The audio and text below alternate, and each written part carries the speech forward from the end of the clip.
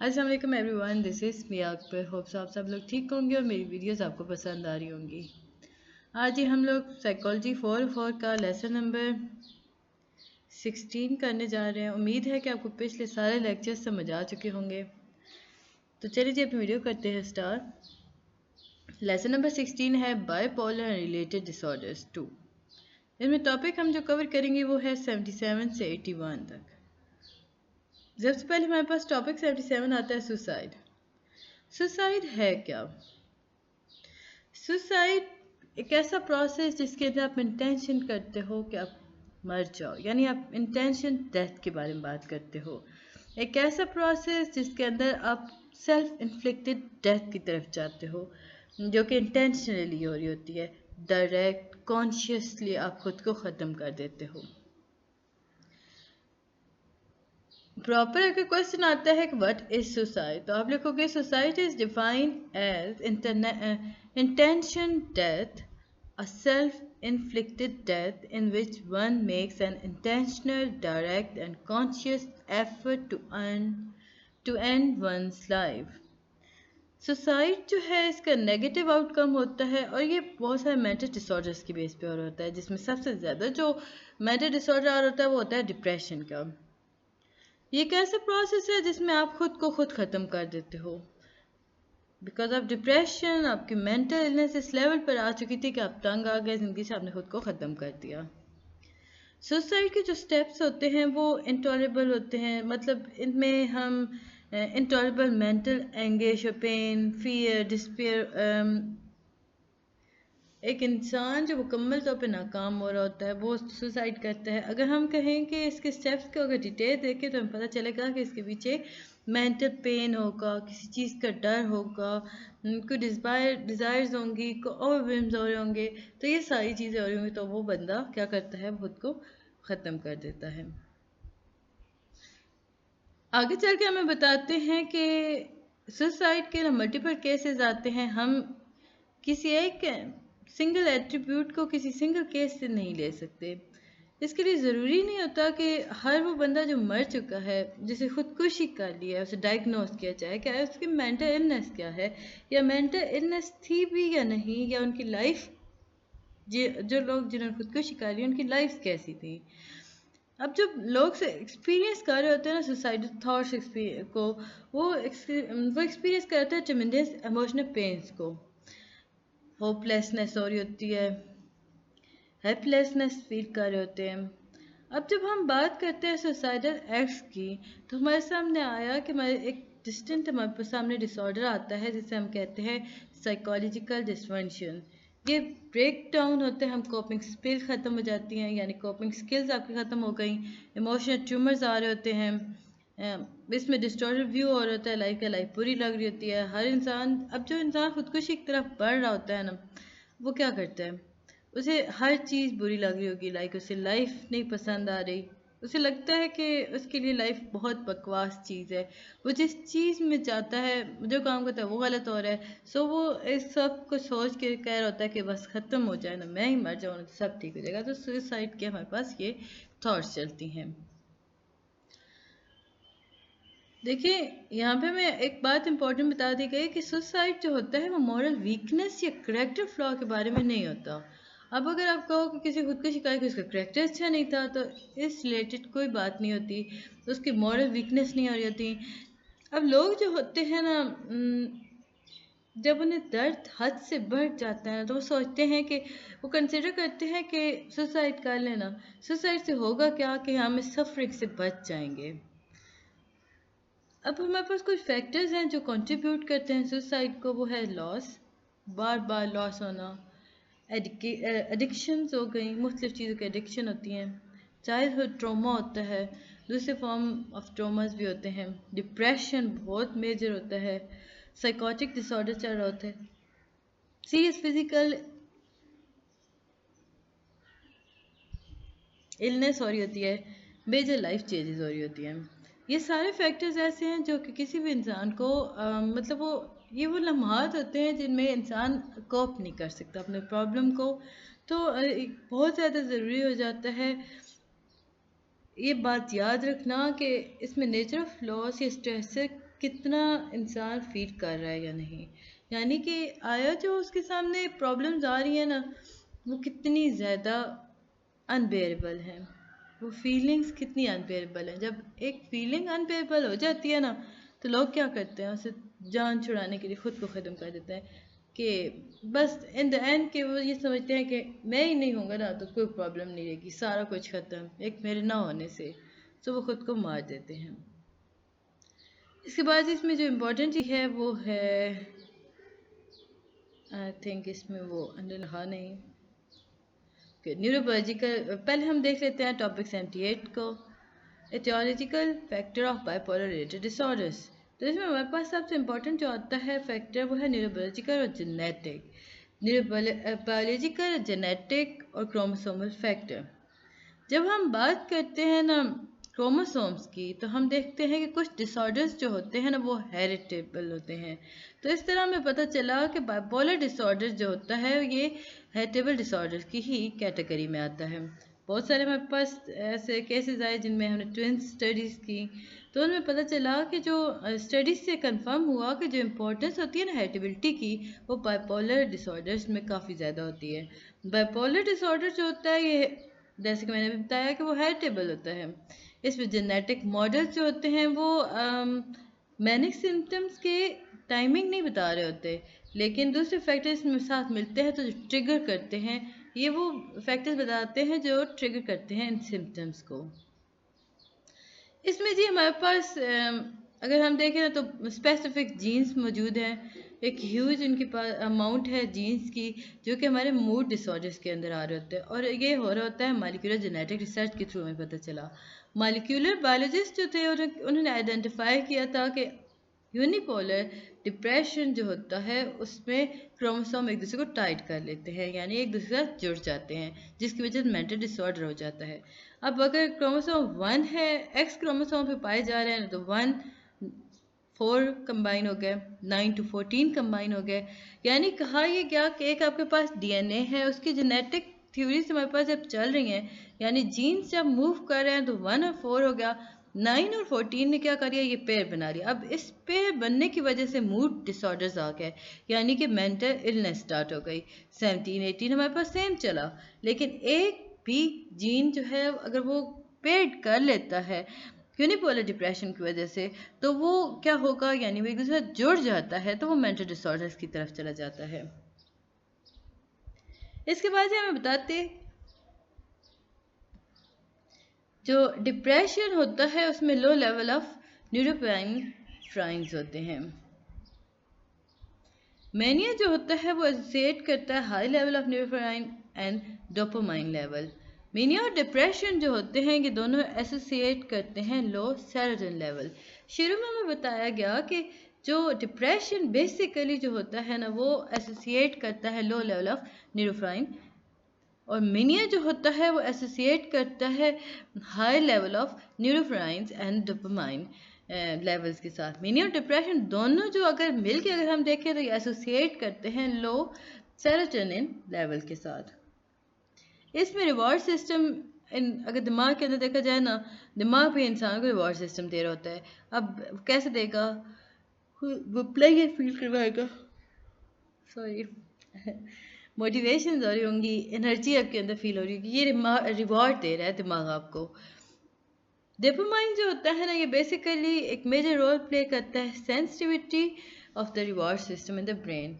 अगर हम बात करते हैं खुशी महसूस होना, या आप एकदम से खुद को फ्लाई महसूस कर रहे हो, मोटिवेट महसूस कर रहे हो, एनर्जी आप में आ रही है, तो उसका मतलब ये हुआ कि आपके पास अपॉर्चुनिटीज़ आ गई कि आप उस रिवॉर्ड को ऑब्टेन कर सकते हो।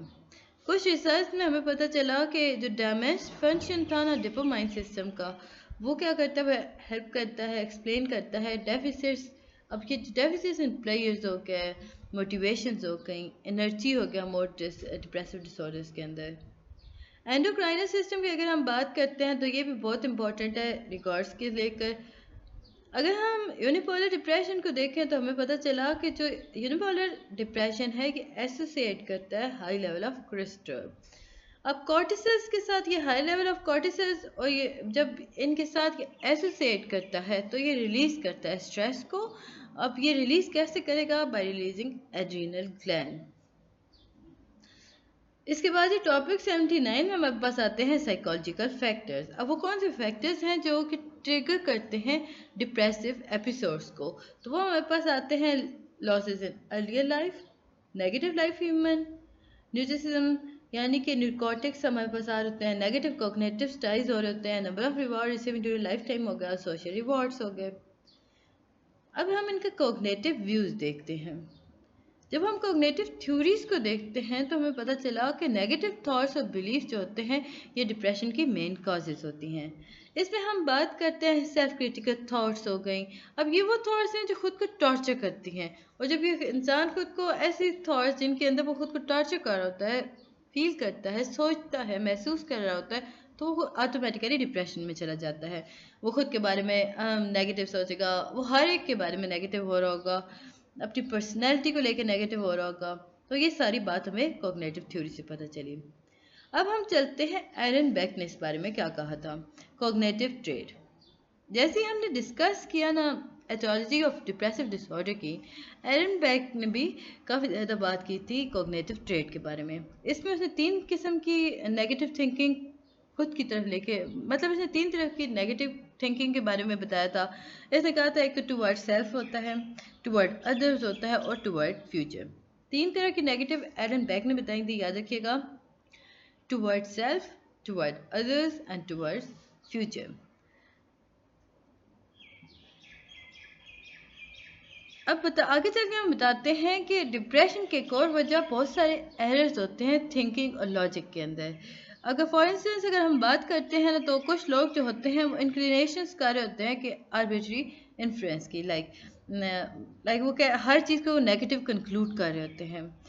थोड़े से एविडेंस देख के फ़ौरन से नेगेटिव हो गए। अब वो जो थोड़े से एविडेंस की बेस पे नेगेटिविटी आ गई, तो इसमें हुआ क्या कि इंसान डिप्रेशन में चला गया। जो नेगेटिव थॉट्स थी उसने सिचुएशन को इग्नोर किया जो पॉजिटिव वे पे चल रही थी। उसे लगा कि ये जो बात मेरे बारे में कही गई है ये इसी तरह हो कि मैं इसी तरह हूँ, शायद मैं डिज़र्व कर रहा हूँ, तो वो डिप्रेशन में चला गया। ये बात इसमें बताई गई थी। इसके बाद साइकोलॉजिकल फैक्टर्स हमारे पास आते हैं। साइकोलॉजिकल फैक्टर्स की अगर हम बात करते हैं तो इसमें कॉग्निटिव व्यू में एल्बर्ट एलिस की बात करते हैं। एरन बेक के बाद हमारे पास आया एल्बर्ट एलिस। एलिस जो थे इनका साइकोलॉजिकल प्रॉब्लम पर ना ये सोच इनका बहुत बड़ा, आप समझ लो कि एलिस के नज़दीक ये था कि जो साइकोलॉजिकल प्रॉब्लम्स होती हैं वो किसी भी पैटर्न की इरिटेशंस की वजह से हो रही होती है। लाइक अगर आप सोच रहे हो ना, इरेशनल थॉट्स आपके पास है ना, तो उनके पैटर्न्स में चेंजेस की वजह से डिप्रेशन की तरफ इंसान चला जाता है, यानी साइकोलॉजिकल प्रॉब्लम आ जाती हैं। उन्होंने इस थ्योरी को प्रपोज करते हुए ना बताया था कि जो लोग होते हैं वो अगर इंटरप्रेट किया जाए कि उनके आसपास क्या हो रहा है, तो सम टाइम हमारे पास कुछ इंटरप्रिटेशन ऐसी आती हैं जिनमें इमोशनल ट्यूमर्स पाए जाते हैं। यानी कि एलिस ने लिस्ट ऑफ इरेशनल बिलीफ बताई जिसमें लोग जो थे वो हार्बर्स थे। उसने शिफ्ट किया कैटेगरी, मतलब यूँ समझ लें कि एक पूरा उसने उनका बिलीफ शिफ्ट किया, उसने उन पे वर्क किया, जिसके नतीजे में से पता चला कि जो इशू बेसिकली डिप्रेशन का इशू होता है वो बहुत सारा पैटर्न्स की बेस पे हो रहा था। यानी सोचने की आप जिस तरह सोच रहे होते हो ना, सोचने के जाविये की वजह से भी डिप्रेशन हो जाता है। थोड़ा जाविया चेंज करके सोचे तो भी आप डिप्रेशन से बच सकते हो। ये सारी बातें एलिस ने बताई थी। इसके बाद ही हमारे पास लर्न हेल्पलेसनेस। इसमें सेलिगमन था हमारे पास। सेलिगमन जो एक आदमी है उसने पोस्टुलेट किया था, उसने बताया था कि जो लर्न हेल्पलेस है ये परसेप्शन की बेस पे हो रही होती है। यानी कि आपके पास एक्सपीरियंस जो हो रहे होते हैं ना, आप खुद को हेल्पलेस फील करते हो। हेल्पलेसनेस के अंदर आप क्या करते हो, आपके पास अगर पास्ट में बैड एक्सपीरियंस था तो आप खुद को कंट्रोल नहीं कर सकते, आप उस इंसान के ऊपर रीइंफोर्समेंट नहीं कर सकते, या आप खुद को नहीं हैंडल कर सकते, तो आप डिप्रेशन में चले जाते हो। इस स्टेट में लोग क्या करते हैं, वो हर बैड थिंग को एक्सेप्ट कर लेते हैं। वो समझते हैं कि इन पे उनका कोई कंट्रोल नहीं है। वो अनसक्सेसफुल होते हैं ऐसे इश्यूज़ को रिजॉल्व करने में, उनमें पोटेंशियल सॉल्यूशंस नहीं हो रही होती। इस तरह हुआ क्या कि वो इवेंचुअली डिप्रेशन की तरफ चले गए बिकॉज दे थॉट नेगेटिविटी। इसके बाद ये एट्रीब्यूशन लर्न हेल्पनेस आ गई। एट्रीब्यूशन जो होती हैं ये रेफर करती हैं एक्सप्लेनेशन। अब ये एक्सप्लेनेशन जो होती है एक इंसान यूँ समझ लें कि explanation a person form about why a stressor has occurred. अब वो एक्सप्लेनेशन है जब इंसान खुद को दलील दे रहा होता है, लाइक वो कह रहा होता है कि इसलिए मैं इस स्ट्रेस यानी इस डिप्रेशन की तरफ गया था। अब इसमें उसने दो तरह के डायमेंशन बताए थे एट्रीब्यूशन के। फर्स्ट था स्टेबल यानी परमानेंट वर्सेस अनस्टेबल कॉजेज। यानी कि उसने बताया कि पहले उसने जो हमें डायमेंशन दिखाई उसमें उसने कहा कि स्टेबल यानी कि परमानेंट वर्सेस अनस्टेबल यानी टेम्परेरी कॉजेज। फिर उसने सेकंड बताया कि ग्लोबल भी होती हैं, global relevant to many life domain versus specific limited to one area causes. ये देखिए जी मेरे पास एक चार्ट आया, उसने ग्लोबल में बताया कि उसने बताया स्टेबल जो है वो प्रॉब्लम है कि टेस्ट एंजाइटी हो रही होती है हर एक को। अनस्टेबल जो है वो आर्गूमेंट हो होता है, लाइक अगर अपनी बहन के साथ आपका आर्गूमेंट हुआ तो आपको पूरा दिन बकवास गुजरेगा, तो ये आपके पास अनस्टेबल था। ये इंटरनेशनल में उसने बताया। एक्सटर्नल में अगर सॉरी इंटरनल में बताया, एक्सटर्नल में उसने बताया कि जो रिटन टेस्ट अगर गुड वे पे असेस ना हो रहे हो ना तो आपके पास उसकी नॉलेज नहीं होगी। यानी कि आप समझ रहोगे कि रिटन टेस्ट आपने अच्छे से नहीं दिया, आप नॉलेज को असेस नहीं कर सके। ये आपकी थॉट्स हैं, ये एक्सटर्नल्स हैं। अगर हम अनस्टेबल को देखें तो अगर टेस्ट जो है वो वेकेशन के बाद दिया जाता तो मैं शायद कुछ बेहतर कर लेता। ये वो हमारे पास ग्लोबली आ गया। आप लोग भी टेस्ट देते हो, जब रिटन टेस्ट देते हो आप थोड़ी देर के लिए सैड होते हो कि मैं सही से पढ़ नहीं सका शायद। लेकिन आप ग्लोबली सोचते हो तो आप कहते हो कि अगर वेकेशन आ जाती, छुट्टियां आ जाती इसमें तो मैं अच्छे से पढ़ लेता। इसी तरह स्पेसिफिक में I just have no grasp over subjects, तो उसमें इंसान सोचता है इंटरनली कि मैं इस सब्जेक्ट को कभी भी होल्ड नहीं कर सकता, मैं इसे ग्रास्प नहीं कर सकता, यानी मैं इस पर अबूर हासिल नहीं कर सकता। अब हम देखते हैं अनस्टेबल, तो I got confuse and forget as I could not do first question right. कि अब आपने एक क्वेश्चन किया ना, गलत कर दिया, नेक्स्ट क्वेश्चन आप नहीं लिखोगे क्योंकि हमने पहले गलत कर दिया तो कैसे जाऊँ आगे। ये थॉट्स आपकी चल रही होती हैं, ये स्पेसिफिक में आ रही होती हैं। टॉपिक 81 है आपके पास एनवायरमेंटल कॉजेज।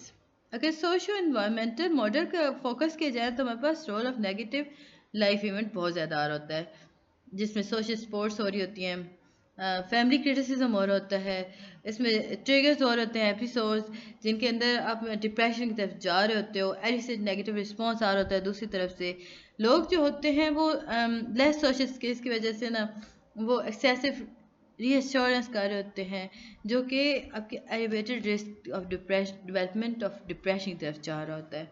कुछ हमारे पास कॉजेज़ हैं जो कि बहुत ज़्यादा हद तक इस डिसऑर्डर की तरफ लेके जाती हैं। अब्यूज़, अब आप किसी को अब्यूज़ करो, जो अब्यूज़ हो रहा है ना तो वो डिप्रेशन में चला जाएगा। मेंटल स्ट्रेस आपके पास बहुत ज़्यादा होगा। सिग्निफिकेंट लॉस में भी यही प्रॉब्लम चलता है। कुछ और ट्रॉमेटिक इवेंट्स ऐसे होते हैं जो कि कंट्रीब्यूट करते हैं यानी ट्रिगर करते हैं बाइपोलर डिसऑर्डर्स को। इसलिए आगे बढ़ने से पहले काइंडली मेरे चैनल को लाइक और सब्सक्राइब ज़रूर कर दें। जो नए आए हैं तो सब्सक्राइब भी करें और बेल आइकन को प्रेस भी करें, और जो लोग पुराने हैं तो kindly guys please please subscribe किया करो, वीडियो को लाइक भी किया करो ताकि मुझे पता चल सके कि मैं सही कर रही हूँ या नहीं और आपको पसंद आ रही है या नहीं। हम चलते हैं तो हमें बताते हैं यहाँ पे कि आगे चल के हम बताते हैं कि it is always important to see that many people experience such bad socio environmental challenges but not all of them developmental disorders. अब हुआ क्या कि हमने पता यहाँ पे आके हमें बताया गया कि बहुत सारे लोग होते हैं जिनके पास social environmental challenges bad experience हो रहे होते हैं, लेकिन वो मेंटल डिसऑर्डर्स की तरफ नहीं जाते। ये इसलिए हो रहा होता है कि उनकी जेनेटिक प्रीडिस्पोजिशन जो होती है ना बाइपोलर डिसऑर्डर की, वो नोटिसेबल सिम्टम्स नहीं लेके आती एनवायरनमेंट फैक्टर्स को देखकर। जैसे एनवायरनमेंट फैक्टर को देखती है वो ट्रिगर नहीं करती, इस ट्रिगर न करने की वजह से वो मेंटल इलनेस की तरफ नहीं जाते। तो ये था जी लेसन नंबर 16। उम्मीद है कि आपको समझ आया होगा। मिलते हैं नेक्स्ट वीडियो में, तब तक के लिए अल्लाह हाफिज़।